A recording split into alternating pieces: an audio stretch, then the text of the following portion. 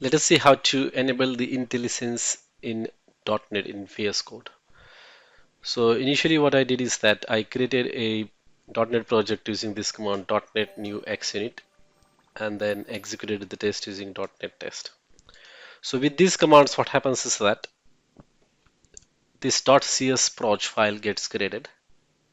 Okay, this is a project file and it doesn't create the .sln file, that is solution file. Okay, and that's why the IntelliSense doesn't work. For IntelliSense to work, your project should have solution file. So the commands that I ran to do that is I created a new solution. So I executed this command in the same project. And then once the solution is created, you can add multiple projects in that.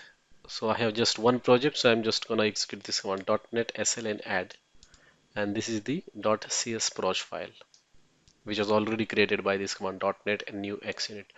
So all I did is that created a solution file and then added the project .csproj. That file is added in that solution, and that's it. After that, IntelliSense started working. So earlier I was not getting these suggestions driver dot. So all these methods you are seeing here, they are coming here right now because of IntelliSense and because this project contains the solution file.